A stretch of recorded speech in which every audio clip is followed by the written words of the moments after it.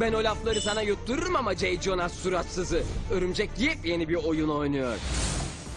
Bayağıdır Spider-Man videosu gelmiyor. Aslında bayağıdır uzun video da gelmiyor. Ama bugün geldi. Peki video atmadığım günler ne yaptım? Counter Strike 1.6'da zombi öldürmek, sınav çalışmak, Wings ve Mucize izlemek. Tabi sonuçta çizgi film kanalı olduğum için çizgi dizileri izlemem gerekiyor. Ve Star Wars Klon Savaşları da izledim bu arada. Ayrıca yeni çizgi diziler neler diye baktım Cartoon Network'e. Ben 10 yoktu. En azından Gumball, Adventure Time ve Tsubasa vardı. Ben 10 olmaması benim için büyük bir hayal kırıklığı. O yüzden Ben 10'le eşdeğer Örümcek Adam çizgi dizilerinden biriyle ilgili video yapayım dedim. Konumuz da Ultimate Spider-Man neyi doğru yaptı, neyi yanlış yaptı. Abone olduysanız hadi başlayalım. 2012-2017 yılları arasında yayınlanmış Ultimate Spider-Man en uzun hayatta kalan Örümcek Adam serisidir. 104 bölümü ve 4 sezonu var. Yani bölüm sayısı ve sezon sayısı olarak gayet yeterli. Türkiye'de kısa sürede olsa Disney XD'de yayınlanmıştır. Net tarihini bilmiyorum ama eğer siz biliyorsanız yorumlara yazın. Tabi bölüm sayısından bahsederken aslında doğru yaptığı şeylerden birini söylemiş oldum. En fazla bölümü olan Spidey animasyonu bu. Yani bir günde bitmiyor en azından. Bir haftada bitirebiliyorsunuz bunu. Tabi bu biraz da günde ne kadar izlediğinize bağlı. O yüzden yorumlarda abi ben işte bir günde bitirdim demeyin. Diğer doğru yaptığı konulardan birisi de tabii ki animasyonlar ve çizimler. Peter ve arkadaşları çok gerçekçi duruyor. Atmosfer de aynı şekilde, karakterler, kötüler de aynı şekilde. Paralel evren bölümlerinde atmosferin ve müziklerin de değişmesi çok göze çarpıyor. Yani animasyon olarak çok iyi olduğunu kesinlikle söyleyebilirim. Başka bir nedene geçelim. Bu nedense çok geniş bir evreni ve karakter çevresi olması. Arkadaşlar dizide yok ya. Kova kafadan tutun ağ savaşçılarına,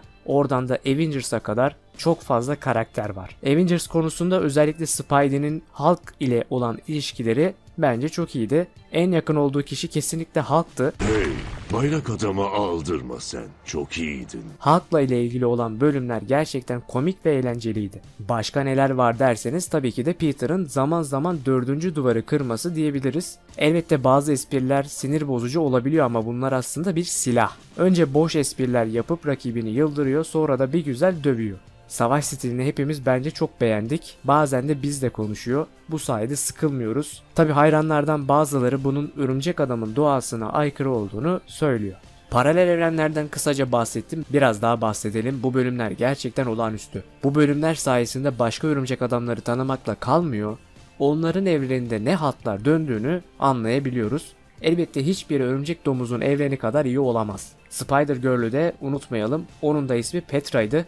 Peter'a benziyor aslında isim olarak. Sonra bölümlerdeki atmosfer ve animasyon değişimi göze çarpıyor. Mesela Spider-Man 2099'un animasyonu bu şekilde. Ondan sonra Miles'ın evrenindeki Peter Parker ölmüş. Spider-Knight kendini kötülüğü yenmek için adamış bir şövalye. Elbette hepsini açıklamak uzun sürer ama bununla ilgili de bir video yaparız. Biraz da düşmanlarına değinelim. Klasik düşmanların hepsi var ve bu gayet iyi. Venom'undan tutun Doktor Octopus'a kadar Green Goblin bile var. Ve aynı anda pek çok düşmanla savaşmak zorunda kalıyor Peter. Bazen zorlansa da Peter'ın çok güçlü olduğunu kabul etmek lazım. Zaten isminde de nihai var.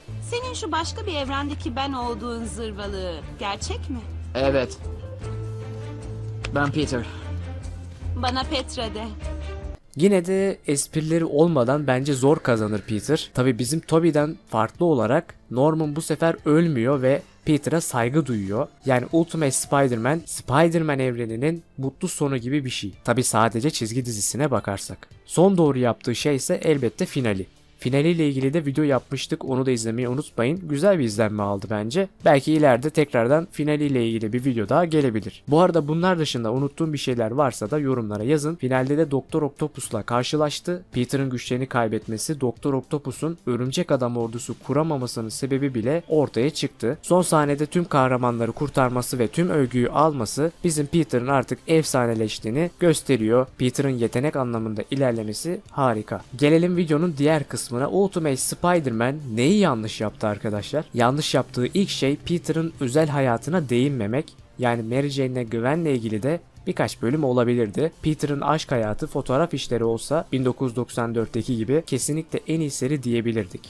Gerçekten böyle bir seri gerekiyor. Görselliğe ve hikayeye önem veren bir Örümcek Adam dizisi hiçbir zaman gelmedi. Hatta Ultimate Spider-Man biteli 6 sene oldu. Başka bir yanlışsa çizgi romanlara pek bağlı kalmamak. Bence bu çok büyük bir yanlış değil. Sonuçta paralel evrenlerle ilgili bölümleri vardı. Yani direkt mahalledeki dostumuzun hikayesini değil de paralel evren Örümcek Adam'ını anlattı diyebilirim. Pek çok kişi Ultimate Örümcek Adam'ın oyuncak satmak için yapıldığını ve bir reboot olduğunu söylüyor. Spider-Verse bölümlerini saymazsak 3 ve 4'te fazla bir şey yok sezon olarak. Yani bu eleştirilerin haklılık payı yok değil. Ama biz aksiyon çizgi dizilerini gerçekten çok arıyoruz günümüzde ve Ultimate Spider-Man bu konuda çok başarılıdır. Aynı karakterlerin tekrar anlatılması, hikayenin hep bir noktada kaldığını ve işlerin tıkandığını bazen kabul etmek gerek. Yani mucizeye biraz benziyor. Dizide çoğunlukla Doktor Octopus anlatılır ya da tanıtılır ya da Green Goblin anlatılır, tanıtılır. Octopus sorun çıkarıyor, sonra bizimkiler geliyor işini bitiriyor, ardından tekrar Octopus geliyor, bazen baymıyor değil hani.